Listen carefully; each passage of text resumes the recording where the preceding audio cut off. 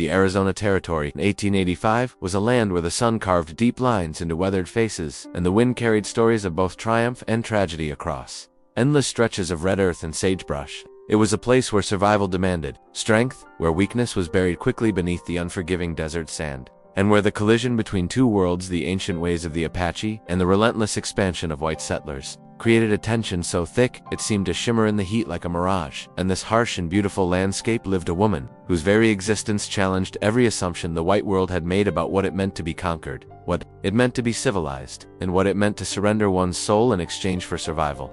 Her name was Aiyana, which meant eternal blossom in the language of her people, though the white settlers who encountered her had given her other names spoken with a mixture of fear, fascination, and barely concealed hatred.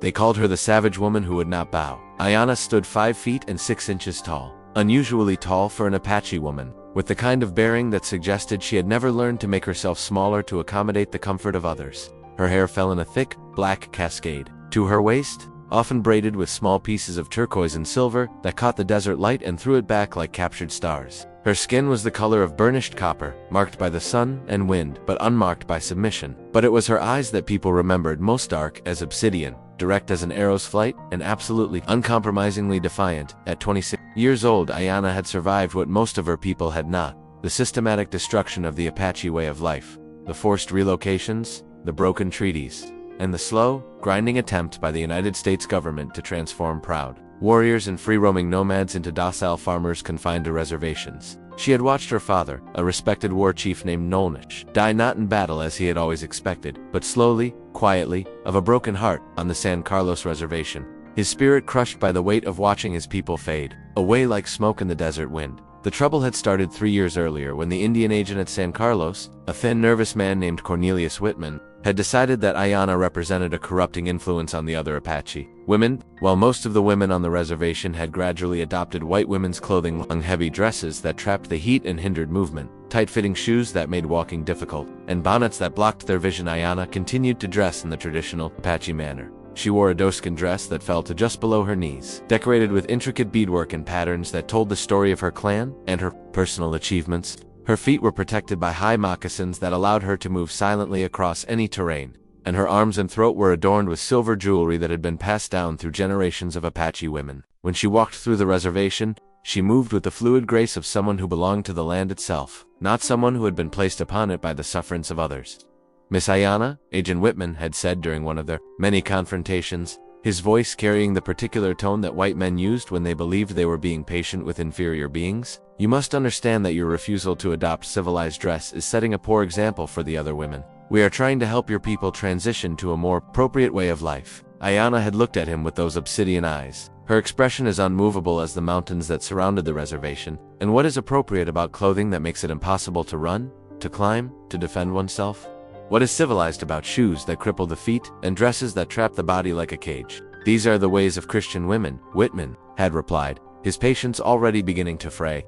"Modest dress, proper comportment, submission to authority. These are the virtues that will allow your people to find their place in American society." "Submission," Aiyana had repeated, the word falling from her lips like a stone dropped into still water. "You speak of submission as if it were a virtue, but I have seen what submission has done to my people. It has made them shadows of themselves, ghosts walking through a life that is not life at all." But the pressure had continued to mount. Other Apache women, desperate to avoid trouble for themselves and their families, had begun to distance themselves from Aiyana. The white missionaries who worked on the reservation had made her a particular target of their conversion efforts, seeing her as a prize that would demonstrate the power of Christian salvation to transform even the most savage of hearts. It was during one of these confrontations that Aiyana had said something that would be repeated throughout the territory, something that would make her both famous and infamous among whites and Indians alike. "I would rather die on my feet as an Apache than live on my knees as a white man's idea of what an Indian should be." The words had spread like wildfire through the network of traders, soldiers, ranchers, and government officials who made up the white power structure of the Arizona Territory. Some heard them as a threat, others as the pathetic defiance of a woman who didn't understand that her world had already ended. But a very few heard them as something else entirely, as a statement of dignity so pure and uncompromising that it forced them to examine their own assumptions about what it meant to be truly civilized. One of those few was a man named James McKenna, though he wouldn't encounter Aiyana directly for several more months. McKenna was a rancher who had come to Arizona Territory 5 years earlier, not as part of the great wave of settlers seeking their fortune, but as a man running from a past that had left him as broken in his own way as the Apache people were, broken in theirs. At 32 years old, James McKenna was what people in the territory called a loner, a man who kept to himself, who worked his small ranch with only the help of 2 Mexican vaqueros, and who came to town only when absolutely necessary for supplies or business. He was tall and lean, with the kind of weathered handsomeness that came from years of outdoor work, brown hair that had been bleached lighter by the sun, and green eyes that seemed to hold depths of sadness that he never spoke about. James McKenna had come west from Ohio, where he had been a successful businessman with a wife, 2 children, and a future that seemed as solid and predictable as the sunrise. But in the space of one terrible winter, everything he had built had been destroyed. A diphtheria epidemic had swept through their town, and within the span of 6 weeks, he had buried his wife Sarah, his 4-year-old daughter Emma, and his 2-year-old son Michael. The grief had been so overwhelming, so complete, that Mc had felt as if his very soul had been carved out of his body. He had sold his business, sold his house, sold everything that reminded him of the life he had lost, and had headed west with no particular destination in mind, seeking only distance from the memories that threatened to drive him mad. For 5 years, McKenna had lived a life of deliberate isolation, speaking to almost no one except his 2 employees, Miguel and Carlos Herrera, brothers who had worked cattle in Sonora before crossing the border to find work in Arizona. The Herrera brothers were good men, skilled with horses and cattle, and they seemed to understand without being told that their patron preferred silence to conversation, solitude to society. But even in his isolation, McKenna was not completely cut off from the events and conflicts that shaped life in the territory. The Herrera brothers brought news from town when they went for supplies, and occasionally travelers would stop at the ranch seeking water or directions. It was through these sources that McKenna first heard about the Apache woman who refused to bow, the one they called savage for maintaining her dignity in the face of overwhelming pressure to surrender her identity. The first time he heard Aiyana's story, McKenna felt something stir in his chest that he hadn't experienced in years, a flicker of admiration, perhaps even inspiration. Here was someone who, faced with the complete destruction of her world, had chosen to maintain her integrity rather than accept a diminished version of existence. The trouble began, as trouble often did in the Arizona territory, with a misunderstanding that escalated into violence. A young Apache man named Chatto, frustrated by the restrictions of reservation life and desperate to prove himself as a warrior in the traditional way, had left San Carlos with 3 companions to raid into Mexico. But on their way south, they had encountered a freight wagon carrying supplies to a mining camp, and in the confrontation that followed, 2 white men had been killed. The territorial authorities had responded with their usual heavy hand, sending a company of cavalry to the reservation to arrest not just the raiders who had already disappeared into the Sierra Madre, but anyone who might have been connected to them. In the dragnet that followed, Aiyana had been arrested on the grounds that Chatto was her cousin and that she might have encouraged his actions. The charge was absurd, as anyone who knew Aiyana could have testified. While she refused to bow to white authority, she was not a fool, and she understood that violent resistance would only bring more suffering to her people. She had actually argued against Chatto's plan when he had spoken of it, warning him that such actions would bring retribution on the entire reservation. But Agent Whitman saw her arrest as an opportunity to finally break the woman who had defied his authority for so long. Instead of holding her at the reservation jail, he had arranged for her to be transported to the Territorial Prison in Yuma, where the harsh conditions and isolation from her people would, he believed, finally teach her the virtue of submission. The plan might have worked if not for a flash flood that washed out the bridge over Sulphur Creek, forcing the prison wagon to take a detour through the Dragoon Mountains directly past James McKenna's ranch. McKenna was working in his horse corral when he heard the sound of wheels and hooves on the rocky trail that passed near his property. What he saw when he climbed to a vantage point overlooking the trail stopped him cold. A prison wagon was making its way slowly along the rough track, escorted by 4 cavalry soldiers. But it wasn't the soldiers or the wagon that captured McKenna's attention, it was the woman sitting in the back of the wagon, her hands shackled but her head held high, her dark eyes fixed on the horizon as if she were seeing something that no one else could perceive. Even at a distance, even in chains, she radiated a kind of dignity that McKenna had rarely seen in any human being. She sat straight-backed despite the jolting of the wagon, her long black hair moving in the wind like a banner, her face composed, in an expression of such serene defiance that it seemed to transform the very air around her. But it was when their eyes met, when she turned her gaze from the horizon and looked directly at him, that McKenna felt something fundamental shift inside his chest. Her eyes held no plea for help, no appeal for sympathy, no acknowledgement that she was in a position of weakness. Instead, they held a challenge, a question that seemed to ask, "What kind of man are you? What do you stand for when it matters?" That night, McKenna found himself unable to concentrate on his usual evening routine. For 5 years, McKenna had lived a life of careful numbness, deliberately avoiding anything that might stir the emotions he had buried along with his family. But something about the Apache woman's defiance, about her refusal to be broken even in the face of overwhelming odds, had awakened something in McKenna that he had thought was dead forever. Over the next several days, McKenna found himself making inquiries about the Apache woman's situation. He learned her name Aiyana and her story from Miguel Herrera, who had heard it from his cousin who worked as a translator at the Indian Agency. He learned about her refusal to adopt white ways, about her defiant words that had made her famous throughout the territory, about the trumped-up charges that had led to her arrest. The next morning, McKenna had saddled his best horse and ridden to Tucson to meet with a lawyer named Samuel Morrison, who had a reputation for taking on difficult cases and who was known to be sympathetic to the plight of the Apache people. Mr. McKenna, Morrison had said when the rancher finished his account, "I appreciate your concern for this woman's welfare, but I have to ask, what is your interest in this case? You're not a relative, you're not even acquainted with her personally. Why are you willing to spend your money and time on a legal battle that will likely be both expensive and unsuccessful?" Mr. Morrison McKenna had finally said, "I've spent the last 5 years of my life hiding from anything that mattered, anything that required me to stand up and be counted. This woman Aiyana, she's facing the complete destruction of everything she holds dear. And instead of surrendering, instead of accepting a diminished existence, she's chosen to maintain her dignity no matter what the cost. That kind of courage deserves support." And so began a legal battle that would consume the next 3 months of McKenna's life. The case against Aiyana was built on the flimsiest of evidence. Morrison systematically dismantled these arguments, calling witnesses who testified that Aiyana had actually argued against Chatto's raid, presenting evidence that she had been nowhere near the reservation when the young men had departed. But the real turning point in the case came when Morrison called McKenna to testify about what he had observed when the prison wagon had passed his ranch. McKenna's testimony was simple and straightforward. He described seeing a woman who, even in chains, had maintained her dignity and composure. Mr. McKenna, the prosecutor, had asked during cross-examination, "You saw this woman for perhaps 30 seconds, at a distance of several yards, and yet you're willing to testify about her character and disposition. Don't you think that's presumptuous?" McKenna had considered the question carefully before answering. "Sir, I've spent most of my adult life working with animals, horses, cattle, wild creatures of various kinds. You learn to read character quickly when your safety depends on it. What I saw in that woman was not violence or hatred, but strength and dignity. Those are qualities that can't be faked, and they're qualities that deserve respect, not imprisonment." In the end, the jury had returned a verdict of not guilty, but the victory had come with a price. Agent Whitman had made it clear that Aiyana was no longer welcome on the San Carlos reservation. "Miss Aiyana," he had said as she was released from custody, "you are a disruptive influence on the reservation, and I will not tolerate your presence there any longer. You have 30 days to find somewhere else to live, or I will have you arrested for trespassing on government property." As Aiyana walked out of the courthouse, McKenna had made a decision that would change both of their lives forever. "Miss Aiyana," he had called out, causing her to turn and look at him with those dark, challenging eyes. "You are the man who spoke for me," she had said, her English clear and precise. "I am grateful for your help, though I do not understand why you gave it. I helped because what was being done to you was wrong," he had said. "And because your courage reminded me of something I had forgotten about, what it means to stand up for what you believe in. And now I am free to go nowhere, to be nothing, to belong to no one and no place. Is this the freedom that white men's law provides?" Miss Aiyana, McKenna had said, "I have a ranch in the Dragoon Mountains.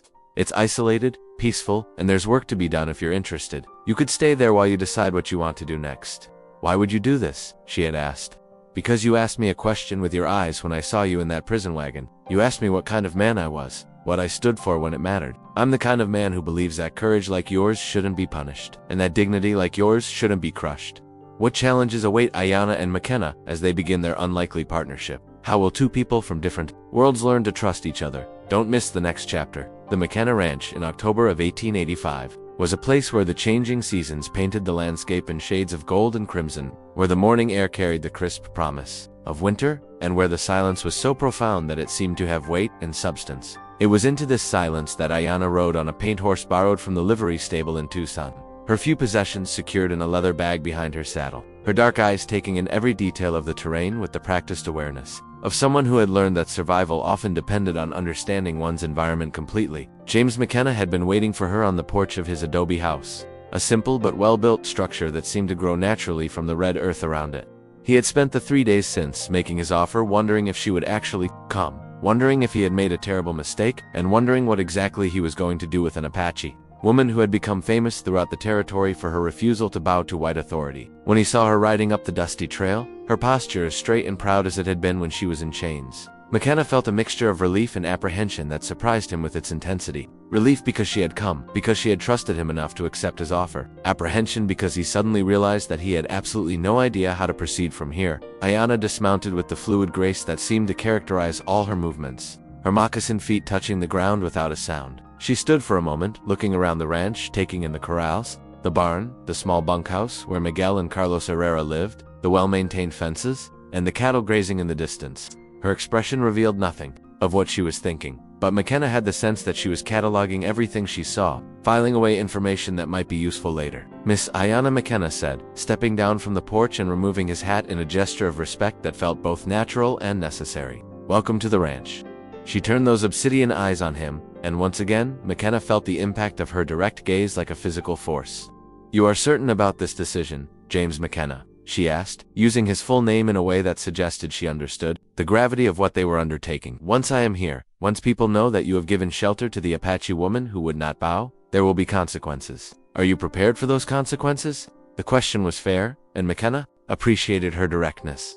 Over the past 3 days, he had thought about little else. He knew that having Aiyana on his ranch would bring scrutiny from the territorial authorities, disapproval from his neighbors, and possibly even danger from those who saw any Apache as a threat to be eliminated. "Miss Aiyana," he replied, "I've spent the last 5 years of my life trying to avoid consequences, trying to live in a way that wouldn't require me to take risks or make difficult choices. But watching you maintain your dignity in the face of everything that's been done to you has reminded me that some things are worth the risk. Your courage deserves support, and if there are consequences for providing that support, then I'll face them." Aiyana studied him for a long moment, her expression unreadable. Then, to McKenna's surprise, she nodded slowly, as if he had passed some kind of test that he hadn't even known he was taking. "Very well," she said. "Then we will see what we can learn from each other." The first few days of Aiyana's presence on the ranch were marked by a careful politeness that masked the underlying tension of two people from vastly different worlds, trying to figure out how to coexist. McKenna had given her the small guest room in his house, a simple space with a bed,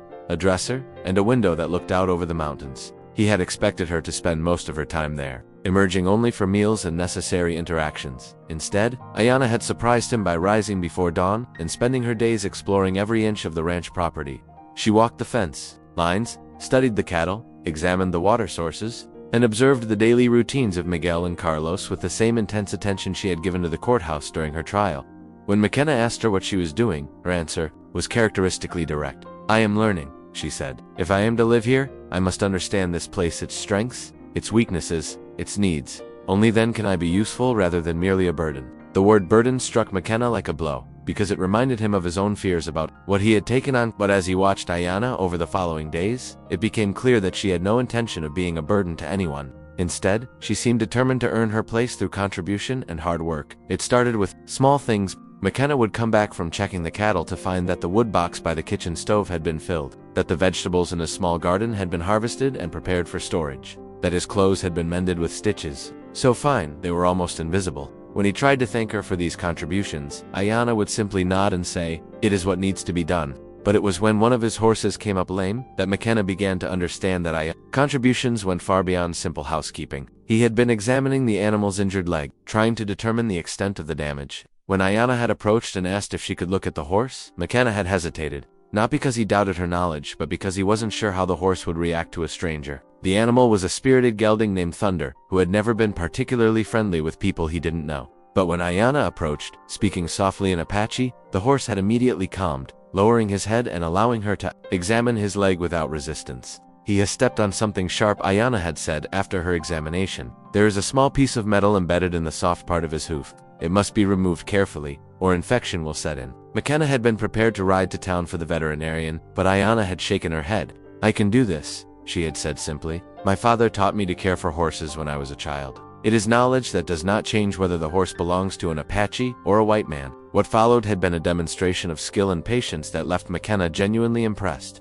Aiyana had worked with the horse for over an hour, using tools she had fashioned herself from materials around the ranch, speaking to the animal in a constant, soothing murmur that seemed to keep him calm, even during the most uncomfortable parts of the procedure. When she finally extracted the metal fragment to bent nail that had somehow found its way into the pasture, the horse had nuzzled her shoulder as if in gratitude. "Where did you learn to do that?" McKenna had asked, as they watched the horse walk away, already moving more comfortably. "From my father," Aiyana had replied, "and from my grandfather before him."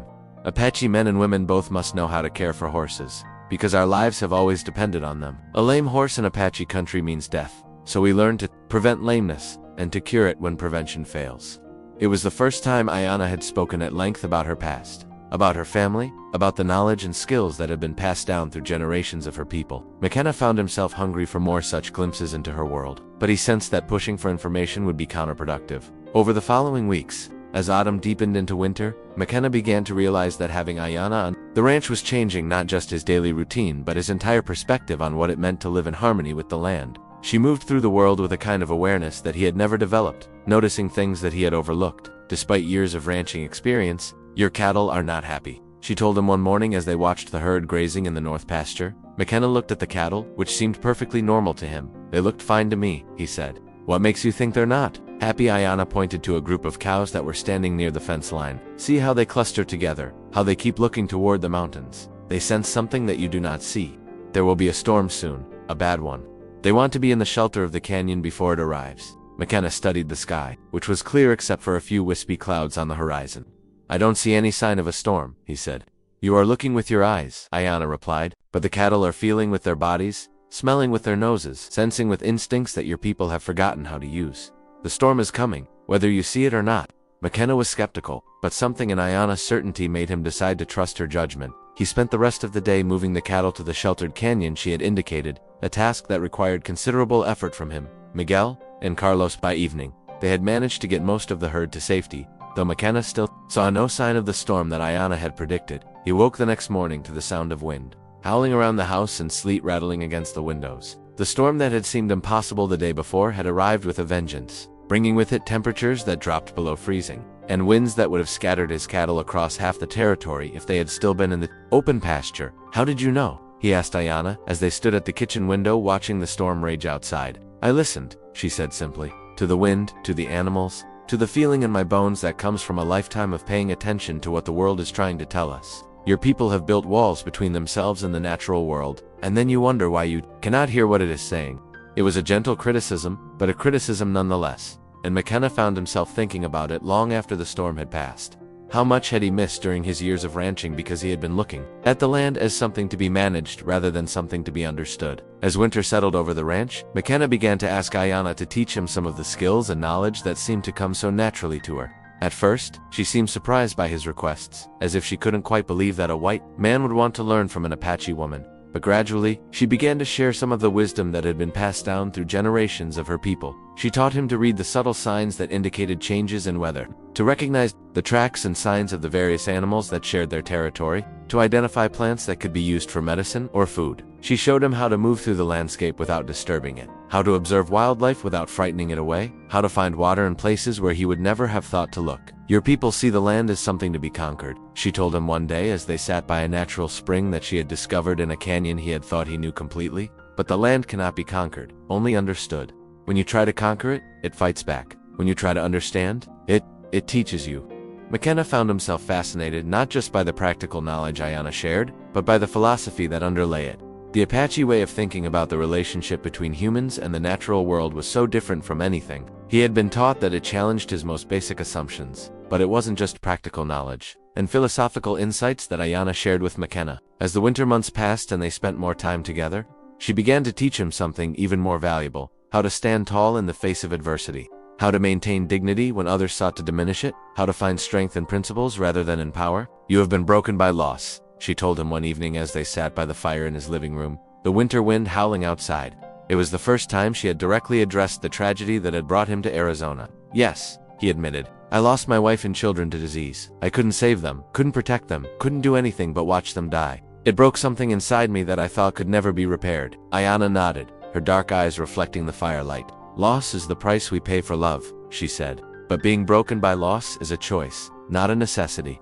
You can choose to let the breaking destroy you, or you can choose to let it teach you." "What has it taught you?" McKenna asked. "It has taught me that strength is not about avoiding pain, but about enduring it with dignity. It has taught me that courage is not about being unafraid, but about acting in spite of fear. It has taught me that the most important battles are not fought with weapons, but with the determination to remain true to who you are, no matter what the world tries to make you become." But how do you find the strength to keep fighting when everything you fought for has been taken away? You find it by understanding that the fight itself has meaning. Regardless of the outcome, Aiyana replied. When I refused to bow to Agent Whitman, when I refused to dress like a white woman or speak only English or pretend that my people's ways were inferior, I knew that my resistance might not change anything. But I also knew that if I surrendered my dignity, if I allowed them to make me into something I was not, then they would have truly conquered me. The fight to remain yourself, to stand tall when others want you to bow, that fight is always worth fighting because it is the fight for your soul.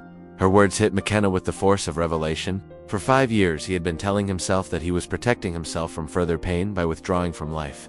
But what he had really been doing was surrendering his soul, piece by piece, day by day. "I've been a coward," he said quietly.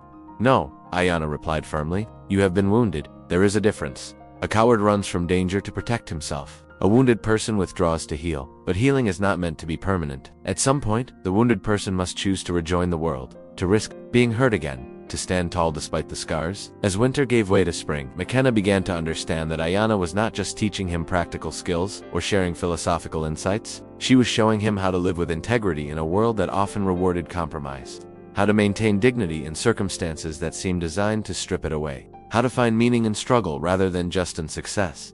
The transformation was gradual but undeniable. McKenna found himself taking more interest in the ranch, not just as a business enterprise, but as a place where he could apply the principles Aiyana had taught him. More importantly, he began to reconnect with parts of himself that he had thought were lost forever. How will their growing bond be tested when the outside world intrudes? What happens when McKenna must choose between safety and standing tall? Don't miss the final chapter. Spring of 1886 brought more than just wildflowers and green grass to the McKenna Ranch in the Dragoon Mountains. It brought visitors, and, with them, the kind of trouble that James McKenna had been avoiding for 5 years, and that Aiyana had been facing her entire life. The first sign of what was to come appeared on a warm April morning when Miguel Herrera rode back from town with news that made McKenna's blood run cold.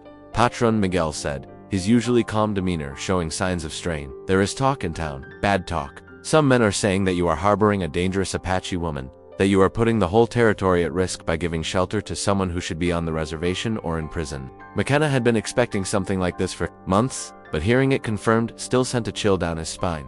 "What kind of men are saying this?" he asked. "The kind who drink too much and think too little," Miguel replied, "but also some who have influence.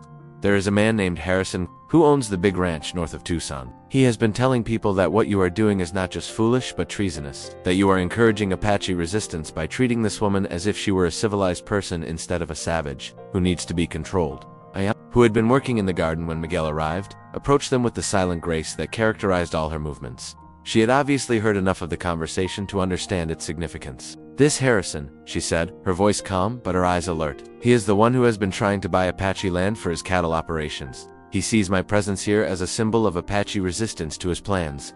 McKenna looked at her with surprise. "How do you know about Harrison's business dealings?" "Because I listen," Aiyana replied, "and because the Apache people still have friends among the Mexican vaqueros and the traders who move between the reservations and the towns. We know who our enemies are, and we know what they want." The conversation was interrupted by the sound of approaching horses. McKenna looked toward the trail that led to his ranch and saw a group of 6 riders making their way up the dusty path. Even at a distance, he could tell that these were not casual visitors. They rode with the purposeful determination of men who had come to deliver a message, and the fact that they were all armed suggested that the message might not be a friendly one. "Miguel," McKenna said quietly, "take Aiyana into the house and stay with her. Whatever happens, don't let her come outside until I tell you it's safe." But Aiyana shook her head, her expression resolute. "No, James McKenna, I will not hide like a frightened child while you face trouble that has come because of me. We will meet these men together, or not at all." McKenna wanted to argue, wanted to insist that she stay inside where she would be safer, but something in her eyes told him that arguing would be pointless. This was the woman who had refused to bow to Indian agents, territorial judges, and prison guards. She was not going to start hiding now. The riders approached the ranch house and stopped about 20 yards away, close enough to talk, but far enough to have room to maneuver if trouble started. Their leader was a tall, heavy-set man in his 50s, with graying hair and the kind of weathered face that spoke of decades spent in the Arizona sun. He wore expensive clothes and carried himself with the confidence of someone who was accustomed to having his way in most situations. "You McKenna?" the man asked, though his tone suggested he already knew the answer. "I am," McKenna replied, stepping forward slightly so that he was positioned between the riders and Aiyana. "And you are?" "Name's Harrison. I own the Circle H Ranch north of Tucson. I think you know why I'm here." McKenna felt his jaw tighten. This was the man Miguel had mentioned, the one who had been stirring up trouble in town. I'm afraid I don't, he said evenly. Why don't you enlighten me? Harrison's eyes moved past McKenna to focus on Aiyana, and McKenna saw something in that gaze that made his hands clench into fists. It was the look of a man who saw not a human being, but a problem to be solved, an obstacle to be removed. Hear about her, Harrison said, nodding toward Aiyana. About the Apache woman you're harboring on your property? People in town are concerned, McKenna. They're worried that you're sending the wrong message to the Indians, that you're encouraging them to think they can defy authority and get away with it. Miss Aiyana is my guest, McKenna replied, his voice carrying a warning that Harrison either didn't hear or chose to ignore. She's committed no crime, she's caused no trouble, and she has every right to be here. Harrison laughed, but there was no humor in the sound. Rights? McKenna, we're talking about an Apache. They don't have rights the same way civilized people do. They have privileges that can be granted or taken away depending on how well they behave. And this one, he gestured toward Aiyana again, has not been behaving well. It was then that Aiyana stepped forward, moving to stand beside McKenna rather than behind him. When she spoke, her voice was clear and steady, carrying across the space between them with the kind of authority that made even Harrison's men shift uncomfortably in their saddles. I am Aiyana of the Chiricahua Apache, she said, using the formal introduction that her people employed when they wanted to establish their identity and status. I am the daughter of Nalnish, who was a war chief, and the granddaughter of Cochise, who was a great leader of our people. I have committed no crime against white law, I have harmed no white person, and I have taken nothing that does not belong to me. By what right do you come to this place and speak of me as if I were not present, as if I were not a human being capable of speaking for herself? The effect of her words was immediate and dramatic. Harrison's face flushed red with anger, and his men began to mutter among themselves. McKenna realized that Aiyana had just revealed something that changed everything about the situation they were facing. She was not just any Apache woman, she was the granddaughter of Cochise, one of the most famous and respected Apache leaders in history, that made her not just a symbol of Apache resistance, but a living link to the glory days of Apache independence. Cochise's granddaughter, Harrison said, his voice tight with a mixture of anger and something that might have been fear. Well, that explains a lot. No wonder you think you're too good to live on the reservation like the rest of your people. No wonder you think you can defy authority and get away with it. I defy nothing, Aiyana replied calmly. I simply refuse to surrender my dignity for the comfort of those who would prefer that I not exist at all. If that is defiance, then I am guilty as charged.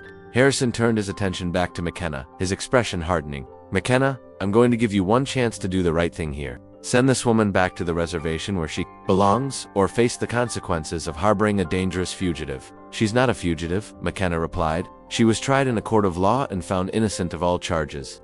She has every right to live wherever she chooses, and I have every right to offer her hospitality on my own property. Legal rights and practical realities are two different things, Harrison said. You're one man living on an isolated ranch with a woman that half the territory considers a threat to public safety. Accidents happen out here, McKenna. Fires start, cattle get scattered, buildings collapse. It would be a shame if something like that happened to you, especially when it could be avoided, The threat was clear, and McKenna felt a surge of anger that surprised him with its intensity. For 5 years he had avoided confrontation, had chosen the path of least resistance, had hidden from anything that might require him to take a stand. But now, faced with men who would use violence and intimidation to force him to abandon someone who had shown him more courage and dignity than he had ever possessed, McKenna felt something awakening inside him that had been dormant since the day he had buried his family in Ohio. Mr. Harrison, he said, his voice carrying a quiet authority that made the rancher's eyes narrow, I want you and your men to leave my property, now, and if you ever come back here making threats, if you ever do anything to harm Miss Aiyana or damage my ranch, I will hold you personally responsible. Do I make myself clear? Harrison stared at McKenna for a long moment, clearly trying to decide whether the rancher was bluffing or if he was serious about standing up to pressure. What he saw in McKenna's eyes must have convinced him that this was not a man who would back down easily. You're making a mistake, McKenna, Harrison said finally. A big mistake. This isn't over. Yes, it is, McKenna replied. It's over right now, unless you want to make it into something bigger than it needs to be. Harrison wheeled his horse around and rode away, his men following behind him. But as they disappeared down the trail, McKenna knew that the confrontation had solved nothing. If anything, it had probably made the situation worse by establishing that he was not going to be intimidated into abandoning Aiyana. You have made an enemy today, Aiyana said as they watched the riders disappear into the distance. I made an enemy the day I decided to help you, McKenna replied. The only difference is that now it's out in the open. Over the following weeks, the pressure on McKenna intensified. Supplies became harder to obtain in town, as merchants who had previously been friendly began to treat him with suspicion and hostility. His cattle were harassed by unknown riders who cut fences and scattered the herd, forcing him and the Herrera brothers to spend long days rounding up strays and repairing damage. Anonymous letters arrived threatening violence if he continued to harbor the Apache woman. But instead of wearing McKenna down, the harassment seemed to strengthen his resolve. For the first time in years, he had something worth fighting for, something that gave meaning to his daily existence beyond mere survival. Watching Aiyana face each new challenge with the same unbreakable dignity that had first captured his attention, McKenna began to understand what she had been trying to teach him about standing tall in the face of adversity. The crisis came to a head on a hot June evening when McKenna was awakened by the smell of smoke. He rushed outside to find that someone had set fire to his hay barn, and the flames were spreading rapidly toward the main house and the corrals where his horses were kept. Working frantically with Miguel, Carlos, and Aiyana, McKenna managed to save the house and most of the animals, but the barn and winter feed supply were completely destroyed. As they stood watching the last of the flames die down, McKenna knew that this was Harrison's work, and that it was meant as a final warning before something even worse happened.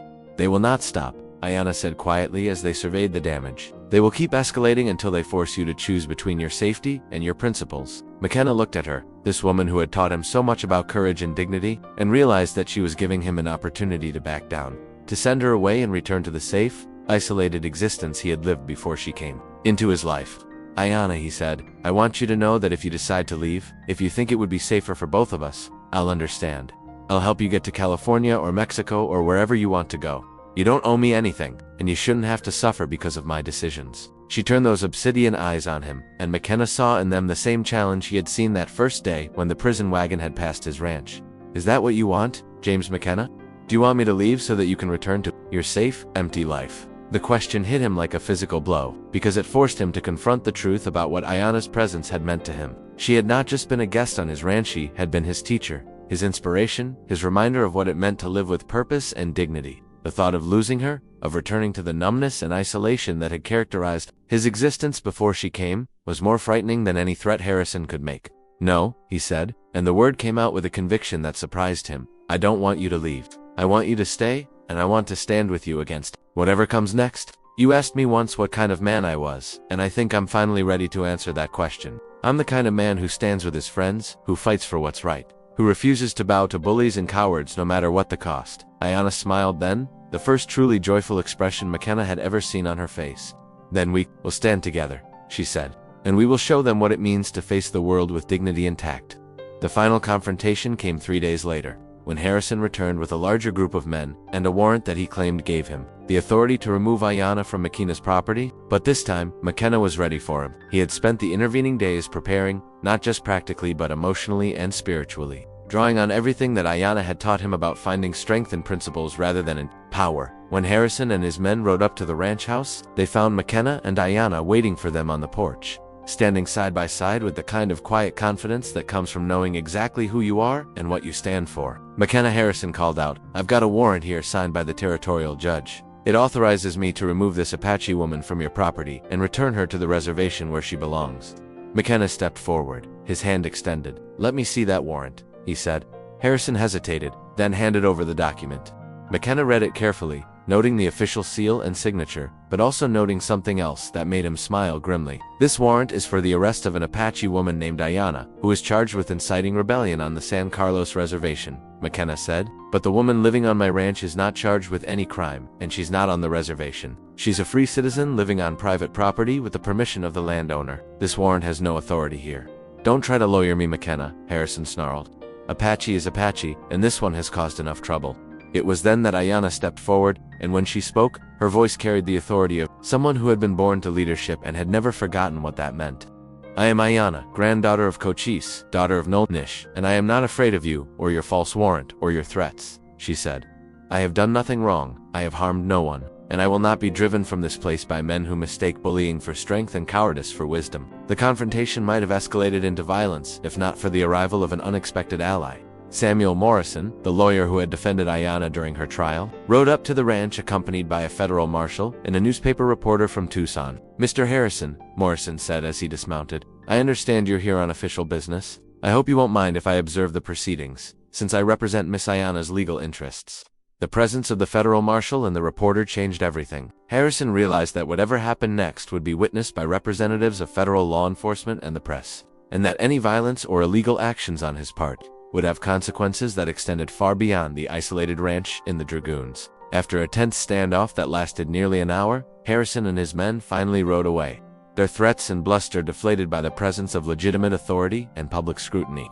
As they disappeared down the trail, McKenna felt a profound sense of relief mixed with something he hadn't experienced in years. Pride in himself for having stood up to intimidation and done what was right regardless of the personal cost. "How did you know to come?" McKenna asked Morrison as they watched Harrison's group retreat. "Miss Aiyana sent word through the Apache network." Morrison replied with a slight smile. "Did you think she was living here in isolation, cut off from her people?" The Apache have ways of communicating that most white people never suspect. When she learned that Harrison was planning something like this, she made sure that help would be available when it was needed. McKenna turned to look at Aiyana with new respect. Even in exile from the reservation, even living on his isolated ranch, she had maintained connections with her people and had been working behind the scenes to protect both of them. It was another lesson in the kind of quiet strength and strategic thinking that had allowed the Apache to survive centuries of conflict and oppression.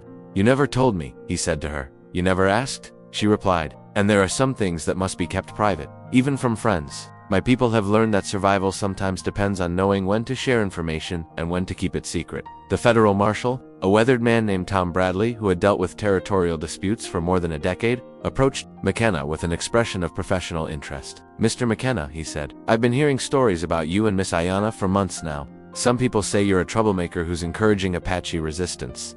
Others say you're a man of principle who's standing up for what's right. I'm curious to hear your side of the story." McKenna considered the question carefully. 6 months earlier, he would have been terrified to have the attention of a federal marshal, would have done anything to avoid being drawn into a conflict that might bring scrutiny to his quiet, isolated existence. But now, standing beside Aiyana with the knowledge that he had faced down Harrison's threats and emerged with his dignity intact, McKenna felt ready to speak his truth regardless of the consequences. "Marshal Bradley," he said, "I'm not encouraging Apache resistance, and I'm not trying to cause trouble for anyone. I'm simply providing hospitality to a woman who has been treated unjustly by people who should know better. Miss Aiyana has committed no crimes. She has harmed no one, and she has every right to live where she chooses. If standing up for those basic principles makes me a troublemaker, then I suppose that's what I am." Bradley nodded slowly, his experienced eyes taking in McKenna's steady gaze and confident posture. "And you, Miss Aiyana? What's your perspective on all this?" Aiyana stepped forward, and McKenna was struck once again by the natural dignity that seemed to radiate from her like heat from a fire. "Marshal Bradley, I am not trying to cause trouble for white people, or to encourage my people to resist lawful authority.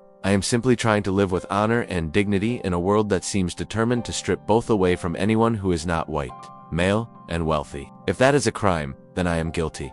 But if it is not a crime, then I should be allowed to live in peace without harassment from men like Harrison who see my very existence as a threat to their vision of how the world should be." The reporter, a young man named David Chen who worked for the Tucson Daily Star, had been scribbling notes throughout the conversation. Now he looked up with a kind of eager expression that suggested he had found a story worth telling. "Miss Aiyana," he said, "you've become something of a legend throughout the territory, the Apache woman who refused to bow. What would you say? Two people who see you as a symbol of resistance to American authority." Aiyana considered the question for a long moment before answering. "I would say that resistance and dignity are not the same thing. I have never resisted lawful authority or encouraged others to do so, but I have refused to surrender my dignity, my identity, or my sense of self-worth to make other people more comfortable. If that is seen as resistance, then perhaps the problem is not with my behavior, but with a system that demands the surrender of human dignity as the price of acceptance." Chen wrote furiously, clearly recognizing that he had stumbled onto a story that would resonate far beyond the borders of Arizona territory. The image of a proud Apache woman standing up to intimidation while being defended by a white rancher who had found his own courage through her example was exactly the kind of narrative that newspapers across the country would want to publish. Over the following weeks, as Chun's story was picked up by papers in San Francisco, Denver, Chicago, and even New York, McKenna began to understand that their confrontation with Harrison had transformed them from local curiosities into national symbols. Letters arrived from across the country, some supportive, others critical, but all indicating that their story had touched something deep in the American consciousness. "We have become famous," Aiyana observed one evening as they sat on the porch reading the latest batch of correspondence. "I am not sure that is entirely a good thing." McKenna looked at her, this woman who had taught him so much about courage and dignity, and realized that fame was indeed a double-edged sword. It brought protection. Harrison and his allies would find it much harder to harass them now that their story was being followed by newspapers across the country, but it also brought scrutiny and expectations that might be difficult to meet. "Are you sorry?" he asked. "Sorry that you came here? Sorry that we stood up to Harrison? Sorry that our story has become public?" Aiyana was quiet for a long time, her dark eyes fixed on the mountains that surrounded their valley. When she finally spoke, her words carried the weight of deep reflection. "I am not sorry that I came here," she said. This place has given me something I thought I had lost forever, a sense of home, of belonging, of being valued for who I am rather than feared for what I represent. And I am not sorry that we stood up to Harrison and his bullies. The world needs to see that dignity and courage are not the exclusive property of any one race or culture, that they can be found in anyone who is willing to pay the price for maintaining them. And the fame, the attention, that is more complicated, Aiyana admitted. Fame can be a trap as well as a shield. People will expect us to be symbols rather than human beings, to represent ideas rather than live our own lives. We must be careful not to lose ourselves in the stories that others tell about us. As summer turned to autumn, McKenna began to understand what Aiyana meant about the dangers of fame. Visitors arrived regularly at the ranch, some genuinely interested in learning about Apache culture and the principles they had stood for. Others simply curious to see the famous pair who had defied territorial authority and won. Each visitor required time and attention, and McKenna found himself longing for the quiet days when he and Aiyana could work together on the ranch without interruption. But there were compensations as well. The attention their story had received had brought them allies they never would have found otherwise. Other ranchers who had been intimidated by men like Harrison began to speak up, forming a loose coalition of people who believed in fairness and justice regardless of race or background. Apache people from reservations across the Southwest began to visit, seeking advice and inspiration from the woman who had refused to bow. Most importantly, McKenna realized that his relationship with Aiyana had evolved into something deeper and more meaningful than either of them had initially expected. What had begun as a practical arrangement shelter, in exchange for work, had become a true partnership based on mutual respect, shared values, and a deep understanding of each other's strengths and vulnerabilities. "Aiyana," he said one evening as they sat by the fire in his living room, watching the flames dance in the adobe fireplace, "I want you to know that having you here has changed my life in ways I never could have imagined. You've taught me things about courage and dignity that I never learned in all my years before coming to Arizona. You've shown me what it means to stand tall even when the whole world seems to be trying to knock you down." She turned those obsidian eyes on him, and McKenna saw in them a warmth and affection that made his heart race. "And you have shown me something equally valuable, James McKenna. You have shown me that not all white men see Apache people as enemies to be conquered or problems to be solved. You have shown me that it is possible for people from different worlds to find common ground in shared principles and mutual respect." "Is that all we have?" McKenna asked, his voice barely above a whisper. "Mutual respect." Aiyana was quiet for a long moment, and McKenna wondered if he had overstepped some invisible boundary, if he had misread the signs of growing closeness between them. But when she finally spoke, her words filled him with a joy he hadn't felt since before the deaths of his wife and children. "No," she said softly, "it is not all we have. What we have is something rarer and more precious than mutual respect. What we have is love, not the desperate, possessive love that seeks to own and control, but the kind of love that sees clearly, accepts completely, and supports unconditionally. It is the love of two people who have found in each other not just companionship, but the courage to become the best versions of themselves." McKenna reached for her hand, and when she didn't pull away, he felt as if his heart might burst with happiness. "Aiyana, I love you. I love your strength, your dignity, your refusal to compromise your principles for anyone or anything. I love the way you see the world, the way you move through it with such grace and purpose. I love the person you've helped me become, and I love you, James McKenna," she replied, her voice filled with an emotion that made her words ring like music. "I love your kindness, your willingness to stand up for what is right even when it costs you dearly. I love the way you listen, the way you learn, the way you have grown from a man hiding from life into a man fully engaged with it."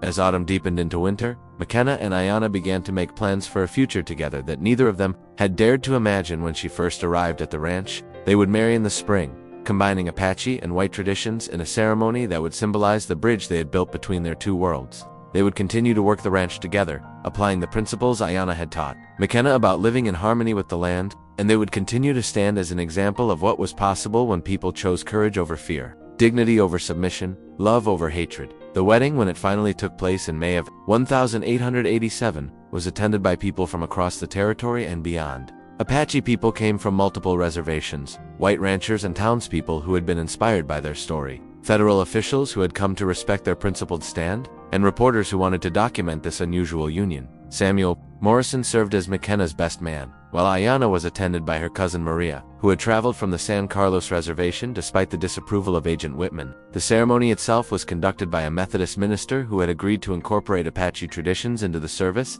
creating a unique blend of cultures that reflected the couple's commitment to honoring both of their backgrounds. As they stood together before their assembled friends and family, exchanging vows that promised not just love and fidelity, but also mutual support in their ongoing commitment to justice and dignity.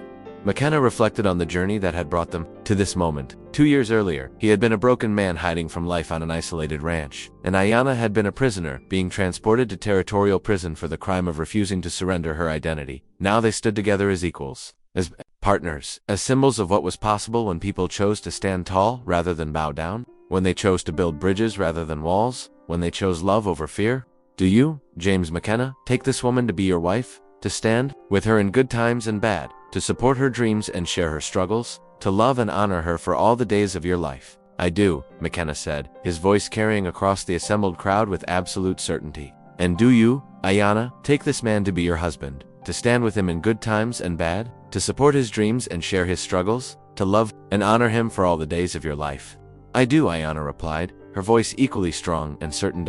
As they kissed to seal their union, the crowd erupted in cheers and applause that seemed to echo off the surrounding mountains. But for McKenna and Aiyana, the sound faded into the background as they looked into each other's eyes and saw reflected there not just love, but the promise of a future built on the foundation of everything they had learned about standing tall. In a world that often demanded that people bow down, in the years that followed, the McKenna Ranch became known throughout the Southwest as a place where people of all backgrounds could find hospitality and respect, where Apache traditions were honored alongside white customs, where the principles of dignity and justice were lived out in daily practice rather than just proclaimed in speeches. McKenna and Aiyana raised 3 children together, 2 daughters, and a son who grew up bilingual and bicultural, equally comfortable in both Apache and white society, carrying forward the legacy of their parents' courage and their commitment to building bridges between worlds that had too often been separated by fear and misunderstanding. And when visitors came to the ranch, as they often did, seeking to understand how 2 people from such different backgrounds had managed to build such a successful life together,